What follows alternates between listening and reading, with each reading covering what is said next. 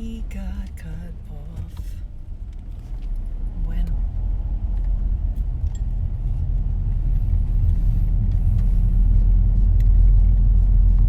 I don't even know. Yo, that just cut me off for no reason. For no reason.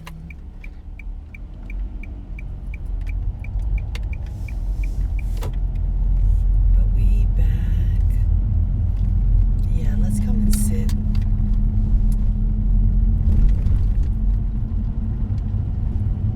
Let's go sit by the park.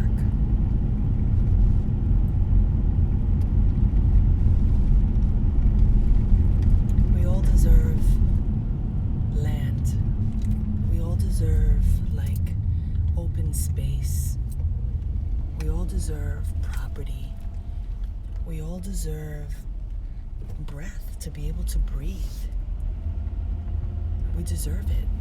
We deserve it. Like, I think about, you know, those who have, and they have so much. They have so much. We all deserve. We all deserve. Yeah, I'm not gonna go by the river. We're gonna go sit by El Egua. Because today we need for our paths to be open. We need to ask Papa Legba, Papa Legua, Eshu. Yeah, let's not honk at me. Let's not do that. Let's not do that. Let's not do that. Fuck. Like, everybody's in a fucking rush. Where are we rushing to?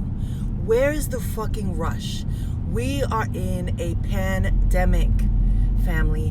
Why are we rushing? Why do we believe that we have to go back and live the way we lived prior to fucking this pandemic? We don't. We don't. Life was trash before the pandemic. Now we get to sleep a little bit more, to have quality time with our family, our parents, our seniors, our children, to check in on those that we love. What the fuck with the honking? Yo, the light don't even turn green yet, and people are in a rush. Slow down, yo. Slow down. The fuck? That's one of the things that I've also appreciated about the pandemic, is that over these last 8 months, because it's been 8 months, we've been in a pandemic, a global pandemic for 8 months. And for those 8 months, is this a parking spot? Yeah, it is. We're going to park right here. We're going to park by these beautiful trees. Keep it moving, everybody. Come on. I believe in you.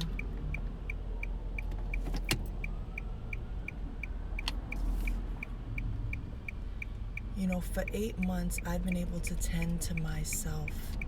I've been able to tend to my body. I've been able to listen to the divine guidance, you know, harnessing my abilities, like really honing in, really connecting to what I'm here to do, connecting to what I'm here to do. Are you connecting to what you are here to do? Because that is what this pandemic has gifted me. It's a small ass spot, but we're gonna make it happen. Because we're just trying to park. We're just trying to be somewhere quiet for a minute. Just so we could be together and not be caught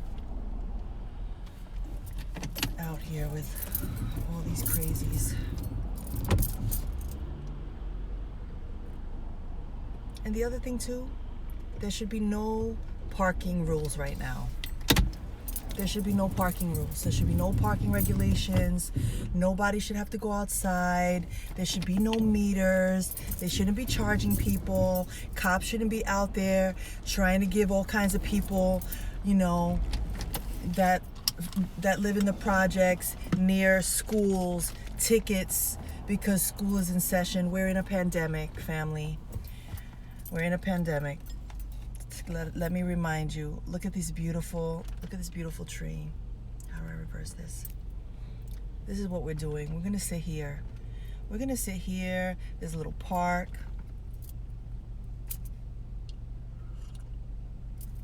Look how beautiful. Let me show you. Look at how beautiful. Look. This is what we're doing. Sometimes you just need to get out of your neighborhood and go a couple of blocks so that you can breathe. This is what we're doing this morning. We're tending to our spirit. Yup. They love giving people tickets, yo. They love giving people tickets. Yes to the old self fading and the new self emerging. Ache modupwe. Ache modupwe. Yes, I will be the mayor and none of y'all will fucking get tickets and y'all can live your fucking life and fuck these people. Community.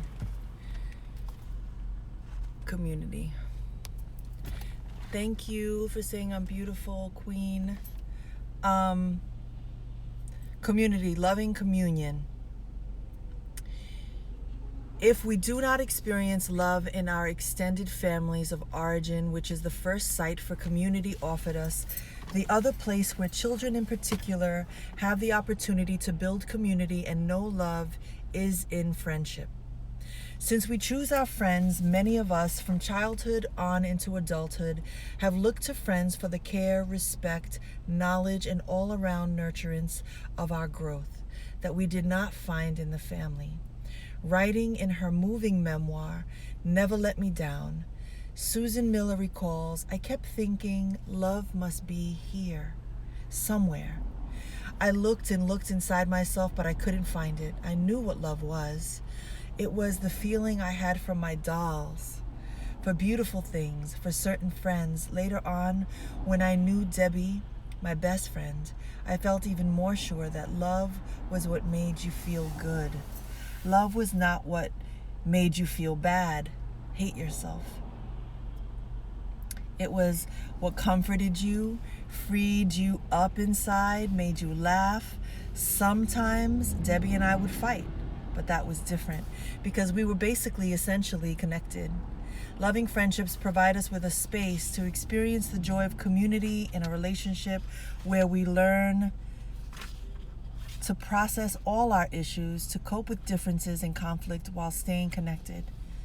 Most of us are raised to believe we will either find love in our first family, our family of origin, or if not there, in the second family, we are expected to form through committed romantic couplings, particularly those that led to marriage and or lifelong bondings.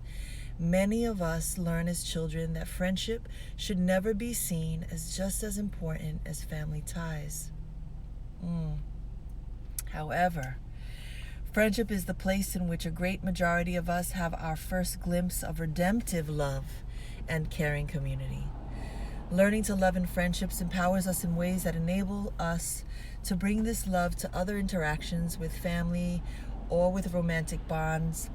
A dear friend's mother died when she was just a young adult.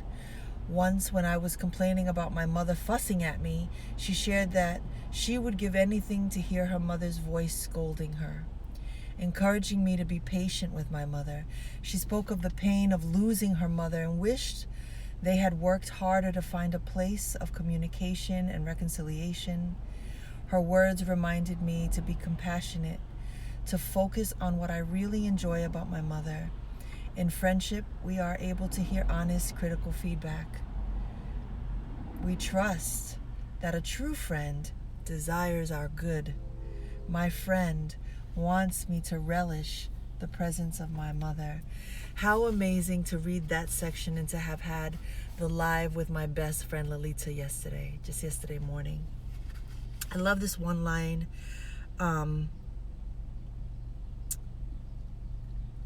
Later on, when I knew Debbie, my best friend, I felt even more sure that love was what made you feel good. Love makes you feel good.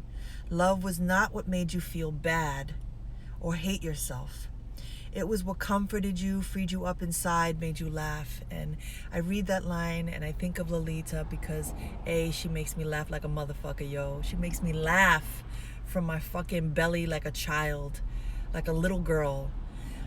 Frees me up to be myself. She takes me as I am with all my shit. She makes me feel good. She makes me feel good, and I hope I make her feel good. I believe I do. You know, we lift each other, we hear each other, we see each other. She's definitely my family, and definitely one of the greatest lessons in terms of femme friendships. Yo, I was just on someone's IG story this morning, Sarah Vega, and she was posting about wanting to attract more sister friendships. And that really spoke to my soul, because there was a time where I believed that women couldn't be friends, because they had us conditioned to believe that women couldn't be friends because we were always competing against one another, because we always wanted what the other wanted, what the other had. We always wanted what the other had, or we wanted to steal, you know, that person's lover, or whatever it is, the belief that, you know, women can't be friends. We can be friends. Women can be friends. I have a sister tribe that is fierce. I have a community, whether it's my Tengo Ses sisters, whether it's the New York City Latina Writers Group, whether it's the Dominican Writers, whether it's the Abuelas, my sisters, my blood-related sisters. You know, we can be friends. And these friendships I cherish. I have soul sisters. Like I have my prayer circle sisters, you know, and while Patricia is no longer here on this plane, she's still my sister. Patricia, yo, I worked with these elders. They were like my mother, but they were my sisters, and they were my friends when I worked at Business Week magazine. And I would come in every day with some new dirt, like who I was sleeping with now, these like horrible first dates, when I was on Match.com, all this shit. Like, you know, I would come in with like Alicia's novela, but yo, when I needed them, I would bring the entertainment, but they would bring the faith, and they would bring the love. And so whenever I was going through it, all I had to do was call up Patricia. You know, I remember when my father got hurt on the job. You know, I'll never forget that I called Patricia and she stopped everything that she was doing to pray with me. Lose for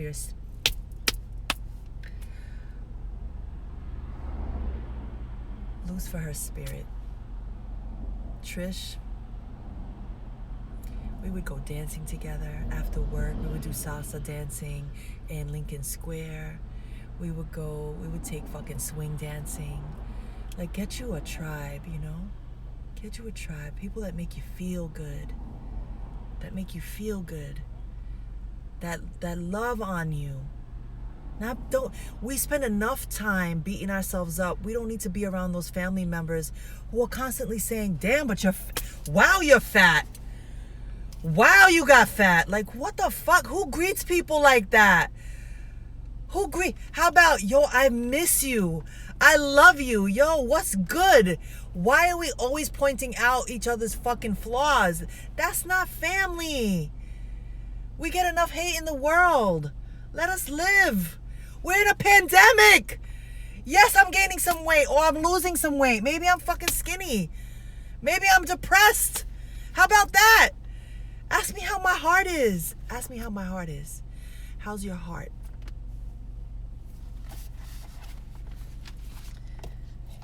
I pray you get you a Lolita and a tribe. A Lolita, a Patricia, and a tribe.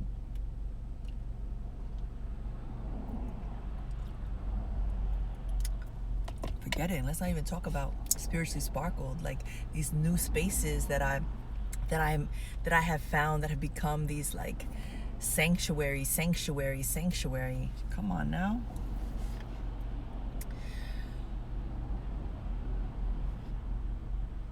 Often we take friendships for granted, even when they are the interactions where we experience mutual pleasure.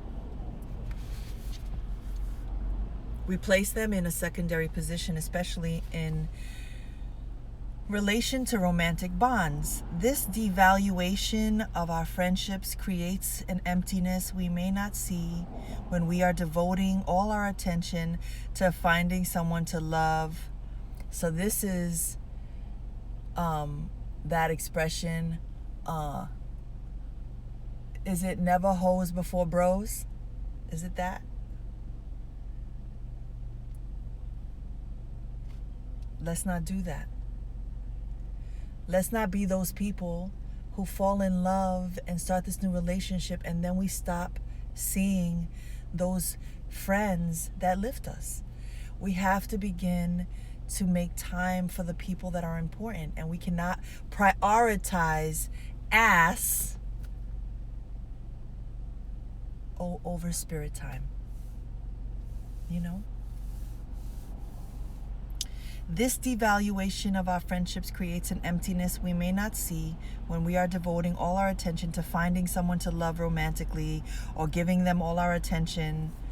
Committed love relationships are far more likely to become codependent when we cut off all our ties with friends to give these bonds we consider primary our exclusive attention.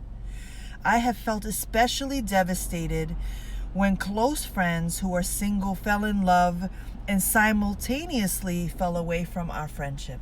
That part. When a best friend chose a mate who did not click with me at all, it caused me heartache. Not only did they begin to do everything together, the friends she stayed closest to were those he liked best. Oh, that's a trigger. That's a trigger. Because I am hated by many men. Some women in my life have. I am hated. They hate me. They don't like me. They don't want me around. They wish I wouldn't be in their lives. And so they become their everything. And so I get to stomp my feet like a little girl mad because my sister friend ain't in my life right now, and pout and be fucking mad and dislike them right back, because that feeling is real. I don't like them very much either. I don't respect them very much either, because a person who feels threatened by healthy friendships is not healthy. Why would you want to stop seeing someone who's so good for you? Like, for example, my girl Ali. I have had experiences where Lolita has not been liked for me. That has not been a relationship celebrated. People have felt threatened by that friendship. Lolita ain't going nowhere. Also, one of my best friends, Rock Wilk. I gotta have Rock on this live too. I gotta invite Rock. I invite a lot of women. I haven't had a lot of men. I gotta get some. Yeah, I gotta figure that out. But they're not going anywhere. These friendships aren't going anywhere. No. I am guilty though of not seeing them as often as I would like and they would like. So let me not front. The strength of our friendship was revealed by a willingness to confront openly the shift in our lives and to make necessary changes. We do not see each other as much as we once did. It's like she's speaking to my soul right now. She's like speaking to my soul. We do not see each other as much as we once did, and we no longer call each other daily, but the positive ties that bind us remain intact. The more genuine our romantic loves, the more we do not feel called upon to weaken or sever ties with friends in order to strengthen ties with romantic partners. One more time. The more genuine our romantic loves, the more we do not feel called upon to weaken or sever ties with friends in order to strengthen ties with romantic partners. Trust is the heartbeat of genuine love, and we trust that the attention our partners give, friends or vice versa, does not take anything away from us. We are not diminished. What we learn through experience is that our capacity to establish deep and profound connections in friendship strengthens all our intimate bonds. When we see love as the will to nurture one's own or another's spiritual growth revealed through acts of care, respect, knowing, and assuming responsibility, the foundations of all love in our life is the same. There is no special love exclusively reserved for romantic partners. Genuine love is the foundation of our engagement with ourselves, with family, with friends, with partners, with everyone we choose to love. While we will necessarily behave differently depending on the nature of a relationship or have varying degrees of commitment, the values that inform our behavior, when rooted in a love ethic, are always the same for any interaction. One of the longest romantic relationships of my life was one in which I behaved in the more traditional manner of placing it above all other interactions. When it became destructive, I found it difficult to leave. I found myself accepting behavior, verbal and physical abuse that I would not have tolerated in a friendship. I had been raised conventionally to believe this relationship was special and should be revered above all. Most women and men born in the 50s or earlier were socialized to believe that marriages and or committed romantic bonds of any kind should take precedence over all other relationships. I had been evaluating my relationship from a standpoint that emphasized growth rather than duty and obligation. I would have understood that abuse irreparably undermines bonds.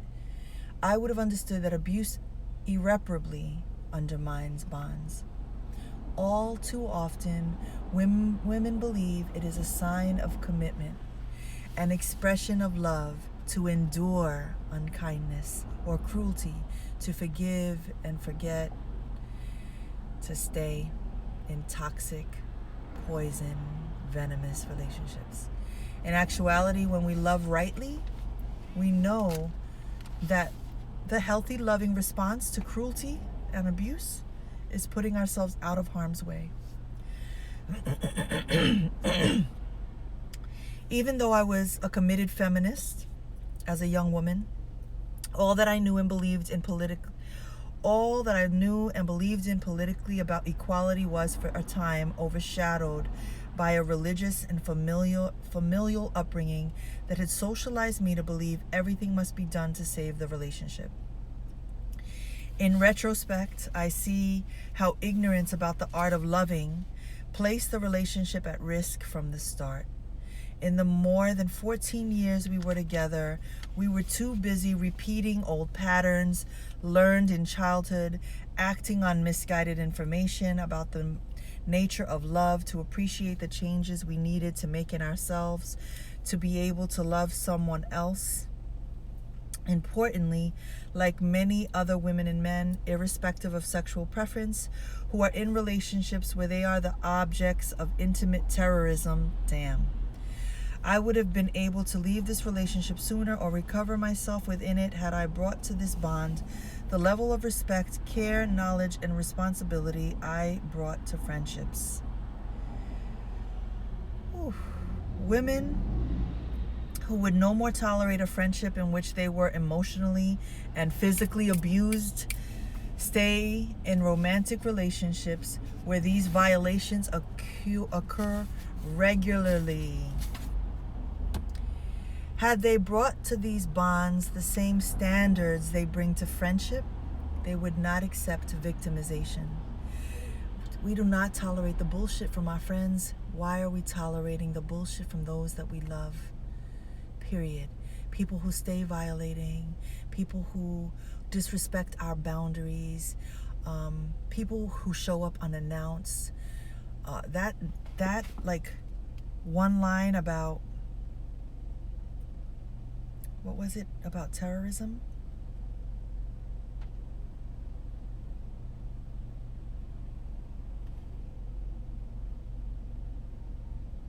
Was it emotional terrorism?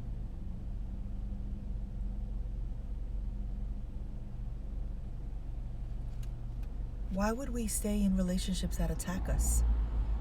That attack our spirits? That make us feel like shit? We would not allow for a friend to disrespect us, but we're going to allow our partners?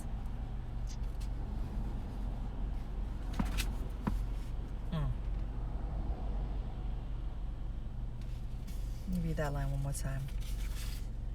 Women who would no more tolerate a friendship in which they were emotionally and physically abused stay in romantic relationships where these violations occur regularly. Had they brought to these bonds the same bring that same energy, right? Like when you telling someone we can't be in a friendship, bring that same energy to this partner who's violating. Bring that same energy. Be like, you know what? We done. We can't be friends. I don't fuck with you. The energy, you toxic. Let's bring that same energy to these partnerships and these family, these trauma bonds. These trauma bonds. No.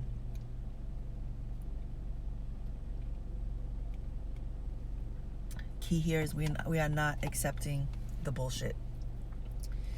Naturally, when I felt this long-term relationship, which had taken so much time and energy, I was terribly alone. Naturally, when she finally left this long-term relationship, she felt terribly alone and lonely. I learned then that it is more fulfilling to live one's life within a circle of love, interacting with loved ones to whom we are committed. Lots of us learn this lesson the hard way by finding ourselves alone and without meaningful connection to friends. And it has been the experience of both living in fear of abandonment in romantic relationships and being abandoned that has shown us that the principles of love are always the same in any meaningful bond. The principles of love.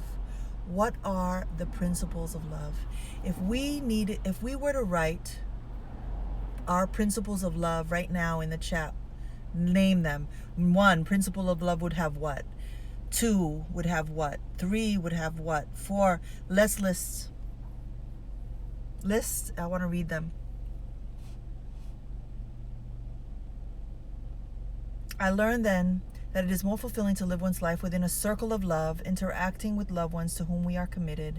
Lots of us learn this lesson the hard way by finding ourselves alone and without meaningful connection to friends, and it has been the experience of both living in fear of abandonment in romantic relationships and being abandoned that has shown us that the principles of love are always the same in any meaningful bond.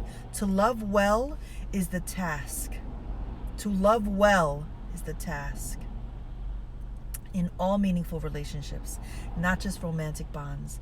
I know individuals who accept dishonesty in their primary relationships or who are themselves dishonest when they would never accept it in friendships. Satisfying friendships in which we share mutual love provides a guide for behavior in other relationships, including romantic ones. They provide us all with a way to know community. Within a loving community, we sustain ties by being compassionate and forgiving. Eric Butterworth's Life is for Loving includes a chapter on love and forgiveness. Insightfully, he writes, "We cannot endure without love, and there is no other way to the return of healing.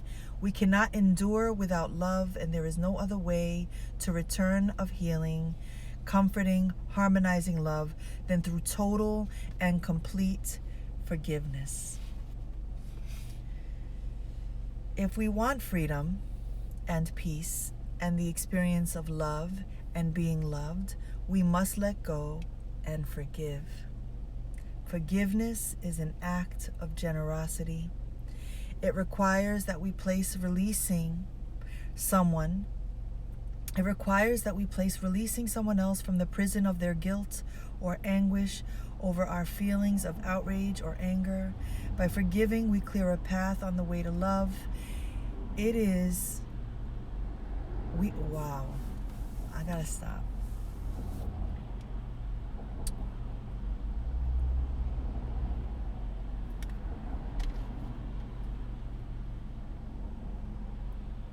Forgiveness. Forgiveness is an art. Forgiveness does not come easy because many of us want to hold on to our traumas so desperately. We want to stay mad at this person. We don't want to forgive them. In fact, we're like, fuck them. I'm not forgiving you. Right? But forgiveness as a generous act frees us of holding on to this thing that's suffocating us, this unhealthy emotion, right? That is resentment, rencor. Forgiveness is not for them. Forgiveness is for us. It's not for them. It's never for them.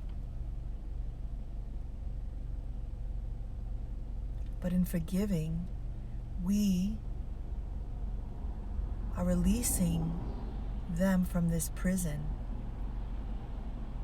And we are releasing ourselves from this anger and outrage.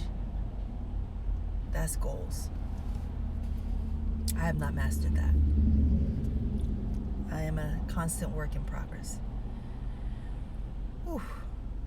By forgiving, we clear a path on the way to love. Forgiveness is our path to love. It is a gesture of respect. True forgiveness requires that we understand the negative actions of another. Put ourselves in their shoes. This is what it means to be empathetic, understanding, compassionate. We don't have to fuck with them anymore, but we can understand. Like, I'm thinking of one person in particular who is no longer in my life, but who I think about often because I love this person, even though we're done.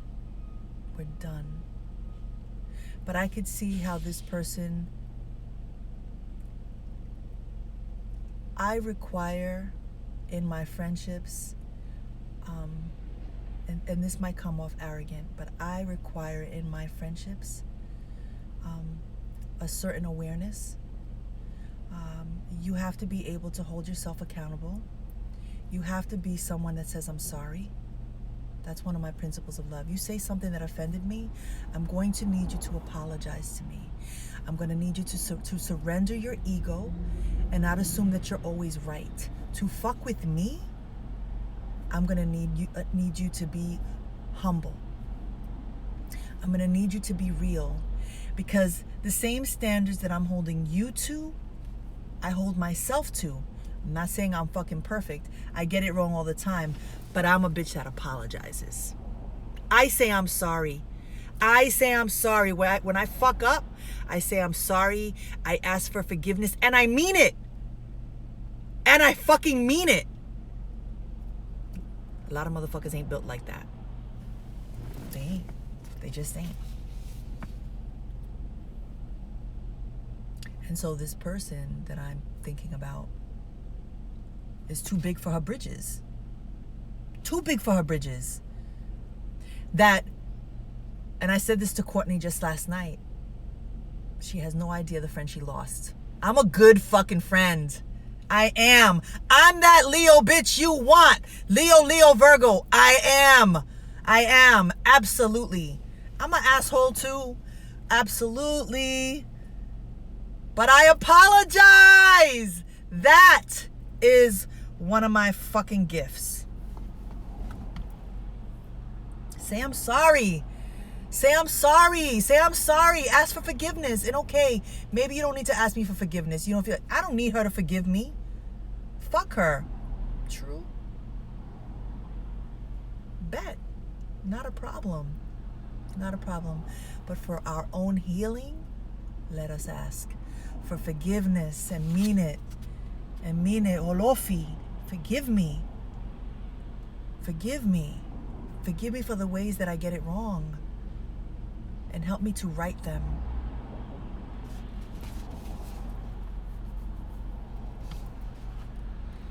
Forgiving, we clear a path. By forgiving, we clear a path on the way to love. It is a gesture of respect. That's the other shit. I need you to respect me. Don't disrespect me, because respect is my trigger. Respect are my fighting words. And I feel it in my stomach, so it makes it real and true. I do not like to be disrespected. I do not like to be condescended. I do not like to be talked down to. Match my fucking energy, because I will be quick to match yours.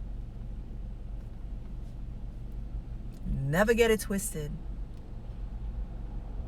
My spirituality, my faith, my relationship with my ancestors comes with a lot of realness, with a lot of namaste, and you can go fuck yourself. Like, sorry, not sorry. Right, brother?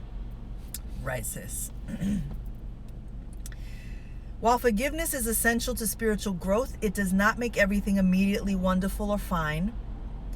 Often, New Age writing on the subject of love makes it seem as though everything will always be wonderful if we are just loving. Realistically, being part of a loving community does not mean we will not face conflicts, betrayals, negative outcomes from positive actions, or bad things happening to good people. Love allows us to confront these negative realities in a manner that is life-affirming and life-enhancing.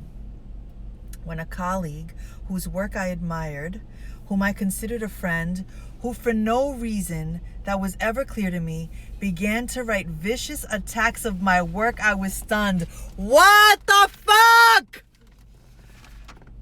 Luz y progreso. This person was slandering my fucking name on social media, was dragging me. And the other thing I said to my daughter last night, just last night, yo, God is good all the time. God is good all the time. God is good all the time. I needed to fucking see that message, because I said just last night, the universe is kind, because I never saw one thing written about me. Not one. Not one negative thing. Not one toxic thing. Nothing. Like, no subs. Nothing. The universe was like, you are not putting energy into this bullshit. Fuck out of here. You have more important things to do. Keep it rocking. Damn, Belle. Whew. Began to write vicious attacks of my work, and I was stunned. Her critiques were full of lies and exaggerations. I had been a caring friend. Her actions hurt. To heal this pain, I entered into an empathetic identification with her so that I could understand what might have motivated her. In forgiveness, oh, my stomach! That just made my stomach turn, damn. In Forgiveness, a bold choice for a peaceful heart, Robin Karsargian explains, forgiveness is a way of life that gradually transforms us from being helpless victims of our circumstances to being powerful and loving co-creators of our reality. It is the fading away of the perceptions that cloud our ability to love. I'm feeling lightheaded. One more time. When a colleague whose work I admired, whom I considered a friend, who for no reason that was ever clear to me, began to write vicious attacks of my work, I was stunned. Her critiques were full of lies and exaggerations. I had been a caring friend. Her actions hurt. To heal this pain, I entered into an empathetic identification with her. So, this is Bell Hook saying, I'm going to put myself in her shoes and try to understand what would make her slander my name. What would make her write those Facebook posts? What would make her write that specific thing in that essay? What would make her publish this publicly? What would make her talk about our relationship without bringing it to me and having a face-to-face and giving me that respect that I deserve, right? In this world that's so small. And everybody knew you were talking about me. Everybody.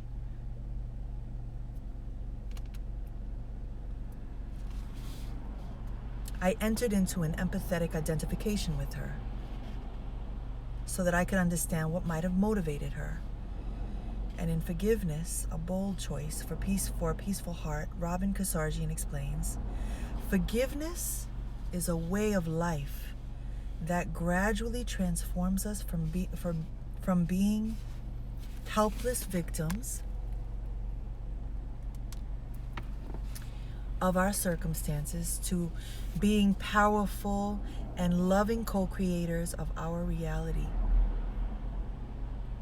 It is the fading away of the perceptions that cloud our ability to love. So it's seeing how we co-created that, right?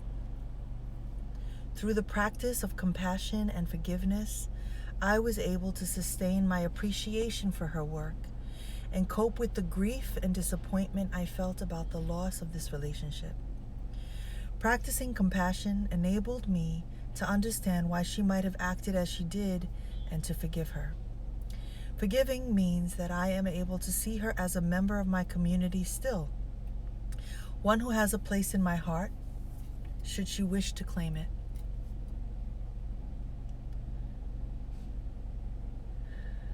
Yeah, this person can't come back.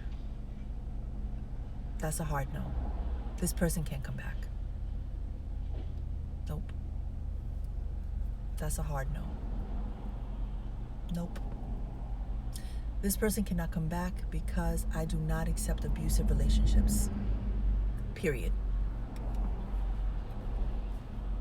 We all long for loving community. It enhances life's joy, but many of us seek community solely to escape the fear of being alone. Knowing how to be solitary is central to the art of loving. When we can be alone, we can be with others without using them as a means to escape. She's saying a mouthful, yo. Don't be that person who, let's be real honest, don't be that person who, when you are in an event or in a conversation with one person where you are taking all the fucking air, you're taking all the air. It is you talking about all your shit, all your problems, all your shit. You're dumping and you're dumping and you're dumping and you're dumping and you're dumping and you're releasing. And at no point during that conversation have you said, how are you? How are you feeling? What's going on with you? How's the writing coming? What are you working on?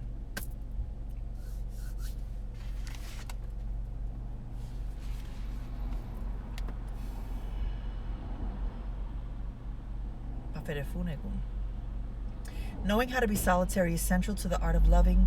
When we can be alone, we can be with others without using them as a means to escape. Yes, let's not use people. Let's not use people as our fucking therapist. Get a therapist. Get a therapist. Don't put that shit on people. Don't put that shit on your friends. They love you. Lalita loves me. But I needed therapy. I needed therapy. Many, many, many fucking years of therapy. She's not my therapist. She's my fucking friend. Yo, what she didn't share yesterday was when we first met, I was 25. I was 25. And at 25 years old, things were very much black and white.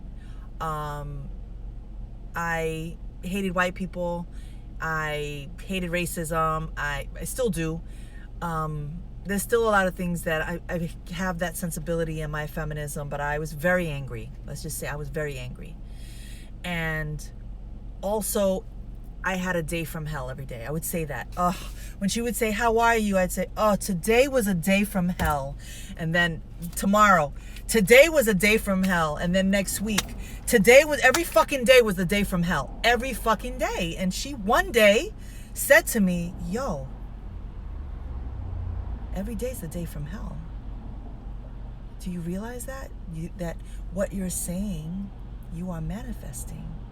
The fact that you are calling forth these days from hell means you are going to have more of the very thing you are saying you don't fucking want, bitch. And that moment, I stopped having days from fucking hell. I have bad days where shit is, the energy's all fucked up and not in alignment, but I don't call it forth. I don't wake up saying, today I'm gonna have a fucked up day and everybody's gonna fuck with me. And nah, I'm not calling that forth, yo. It's different. It's a huge paradigm shift for sure. You know, but that shit was toxic. She was like, girl, keep your fucking day from hell over there, yo. I don't want none of that shit.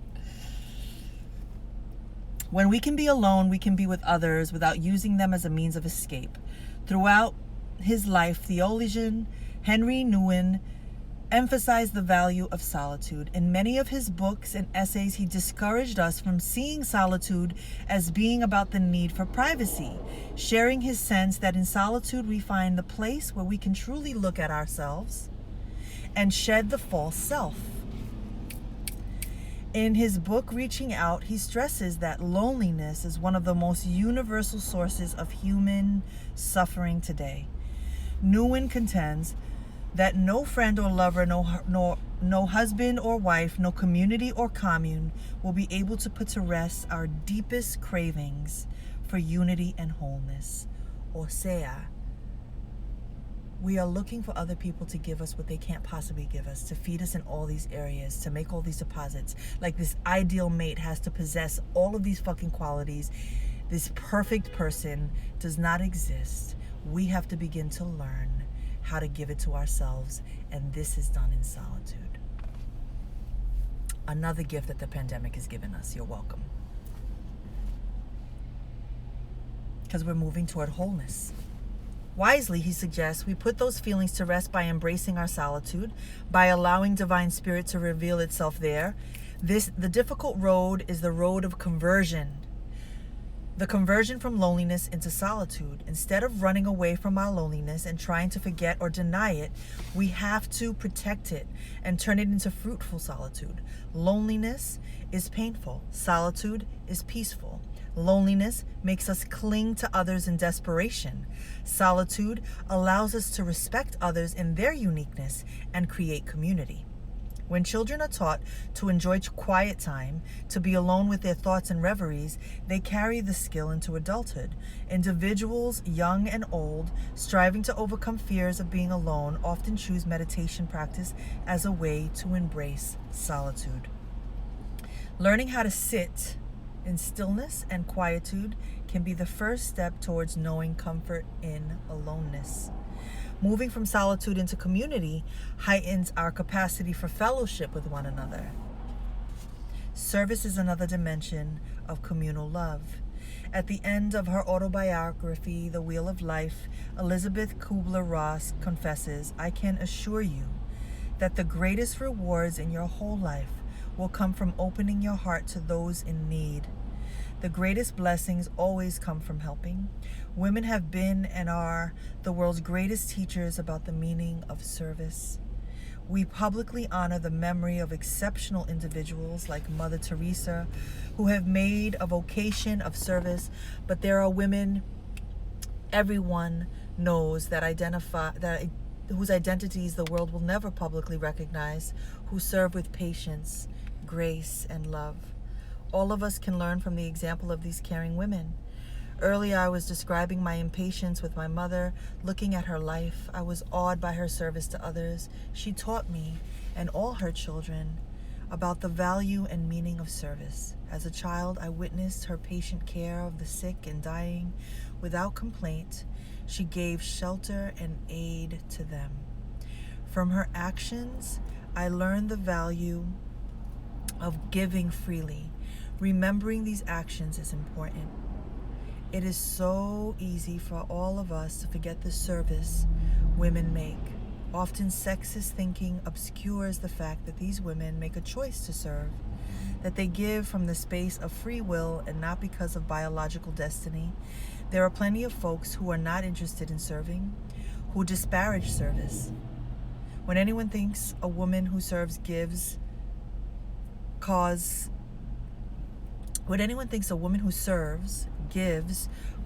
that's what mothers or real women do, They deny her full humanity and thus fail to see the generosity inherent in service. Who even looked down on it? The willingness to sacrifice is a necessary dimension of loving practice and living in community. None of us can have things our way all the time. Giving up something is one way we sustain a commitment to the collective well-being. Our willingness to make sacrifices often reflects our awareness of interdependency. Writing about the need to bridge the gulf between rich and poor, Martin Luther King Jr. preached, all men and women are caught in an inescapable network of mutuality, tied in a single garment of destiny. Whatever affects one directly affects all indirectly. This gulf is bridged by the sharing of resources. Every day, individuals who are not rich but who are materially privileged make the choice to share with others. That's what we're doing. Some of us share through conscious tithing, regularly giving a portion of one's income, and others through a daily practice of loving kindness, giving to those in need whom we randomly encounter. Mutual giving strengthens community. Enjoying the benefits of living and loving in community empowers us to meet strangers without fear and extend to them the gift of openness and recognition. Just by speaking to a stranger, acknowledging their presence on the planet, we make a connection. Every day, we all have the opportunity to practice the lessons learned in community. Being kind and courteous connects us to one another. In Peck's book, The Different Drum, he reminds us that the goal of genuine community is to seek ways in which to live with ourselves and others in love and peace. Unlike other movements for social change that require joining organizations and attending meetings, we can begin the process of making community wherever we are. We can begin by sharing a smile, a warm greeting, a bit of conversation, by doing a kind deed or by acknowledging kindness offered to us. Daily, we can work to bring our families into greater community with one another. My brother was pleased when I suggested he think about moving to the same city where I live so that we could see each other more. It enhanced his feeling of belonging, and it made me feel loved that he wanted to be where I was. Whenever I hear friends talk about estrangement from family members, I encourage them to seek a path of healing, to seek the restoration of bonds. Ooh. At one point, my sister, who is a lesbian, felt that she wanted to break away from the family because family members were often homophobic. Affirming and sharing her rage and disappointment, I encouraged her to find ways to stay connected. Over time, she has seen major positive changes. She has seen fear give way to understanding, which would not have happened had she accepted estrangement as the only response to the pain of rejection. Whenever we heal family wounds, we strengthen community. Whenever we heal family wounds, we strengthen community. Doing this, we engage in loving practice. That love lays the foundation for the constructive building of community with strangers. The love we make in community stays with us wherever we go. With this knowledge as our guide, we make any place we go a place where we return to love. Damn. And scene. Ooh. That was chapter 8. Tomorrow we start chapter 9. How about that, family? That was beautiful. That was beautiful. How you feeling? What resonated in that chapter? What are you taking with you?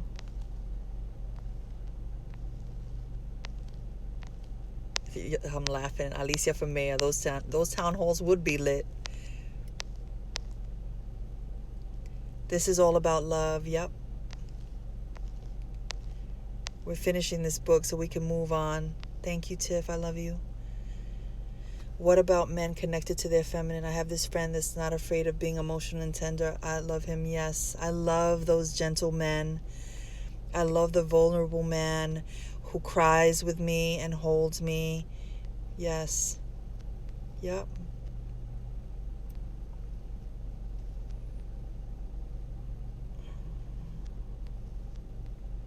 Mm-hmm.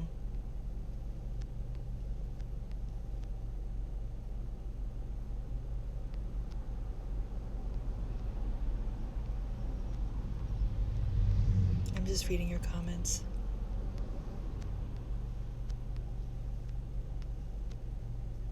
I literally had to let my loved ones know. Yeah, we're not tolerating. We're already wounded. We don't need more people wounding us. Oh, our principles of love.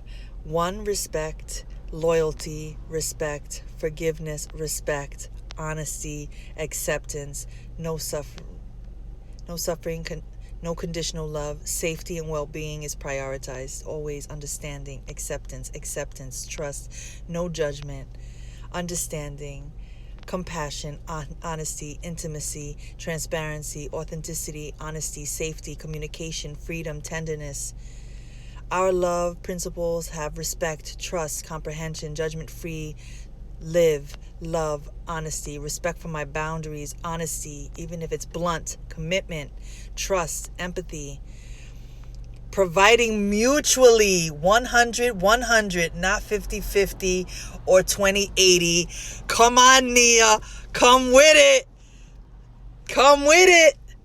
Providing mutually, reciprocity. Come on, we in this together. It gets heavy to be the person that does all the fucking carrying, and this is why we get resentful, and this is why we bounce. Trust, understanding, and love. Forgiveness is not an emotion, something that comes naturally. Forgiveness is a feeling, it's learned. Yeah. Word. Nia killed it with that one, yo. Accountability. Yes, man. Can our love be accountable? Can our love be aware? Like can we practice some self-awareness?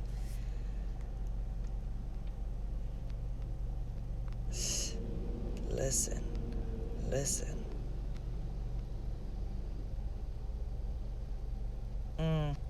Oh, Nadine, even when you apologize from your heart, some people aren't built like that, so they won't even realize the value that it holds. Yo, exactly. That's how Baby E says exactly. Oh shit, this is gonna close out. Family, I love you. I love you. Today was beautiful. I am going to come back on the live for a little bit, and I'm going to start reading the excerpt of the other book, but I want to save this video for folks.